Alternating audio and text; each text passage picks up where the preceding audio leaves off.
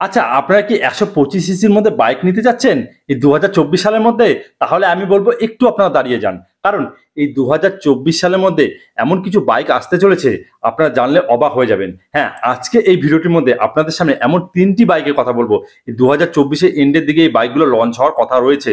তো কেই সেই ৩ টি বাইক দেখার জন্য ভিডিওটাকে শেষ পর্যন্ত দেখতে হবে। আর এরকম টাইপের বাইকের ভিডিও পেতে এবং বাইক রিলেটেড টিপস পেতে চ্যানেলটিকে অবশ্যই সাবস্ক্রাইব করে পাশে বেল আইকনে প্রেস করে দিতে একেবারে ভুলবেন না। কোনো রকম প্রশ্নের জন্য অবশ্যই ইনস্টাগ্রামের উপরে দেওয়া আছে, অবশ্যই সেখানে ফলো করে মেসেজ করতে পারেন। তো চলুন আমরা এবার জেনে নেই এই ২০২৪ সালের এন্ডের দিকে কি কি বাইক আসার কথা রয়েছে। তো আমাদের এই লিস্টের মধ্যে নাম্বার ১ এ যে বাইকটা রয়েছে, যেটা নিউজে আসছে, সেটা হলো কি, আপনারা ইয়ামাহা কোম্পানির একটা বাইক পেয়ে যাবেন। সেটা হলো ইয়ামাহা যে RX 100 ছিল না, সেটা হলো RX 125 কিন্তু লঞ্চ হতে চলেছে।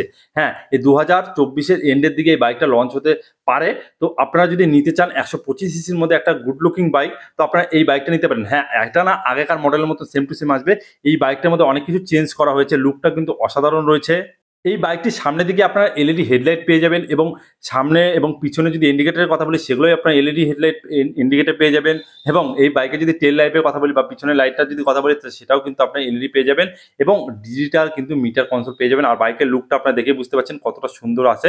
তো এরকমই কিন্তু বাইক লঞ্চ হতে চলেছে এই ২০২৪ এন্ডের দিকে। তো অবশ্যই আপনারা যদি RX 100 নিতে চান, মানে RX 100 এর মধ্যে নিতে চান, ১২৫ এর RX ১২৫ নিতে চান, তো অবশ্যই একটু আপনাদেরকে অপেক্ষা করতে হবে, আপনারা একটু দাঁড়িয়ে যান। তারপর ২ নম্বরে যে বাইকটা রয়েছে, এই বাইকটা কিন্তু অনেকদিন ধরে আসবে আসবে দেখাচ্ছে, অনেক নিউজে দেখাচ্ছে। তো ফাইনালি এই ২০২৪ এন্ডের দিকে বাইকটা আসার কথা পুরোপুরি রয়েছে।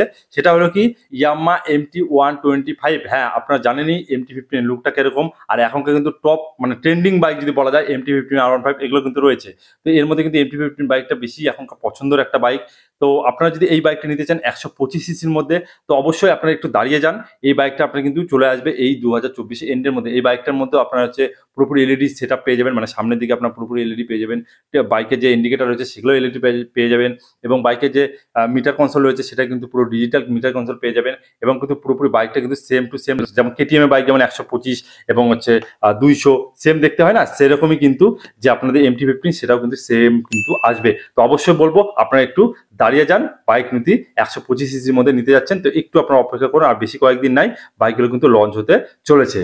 ৩ নম্বর লাস্ট যে বাইকটা রয়েছে, এই বাইকটা কিন্তু লঞ্চ হতে চাচ্ছে।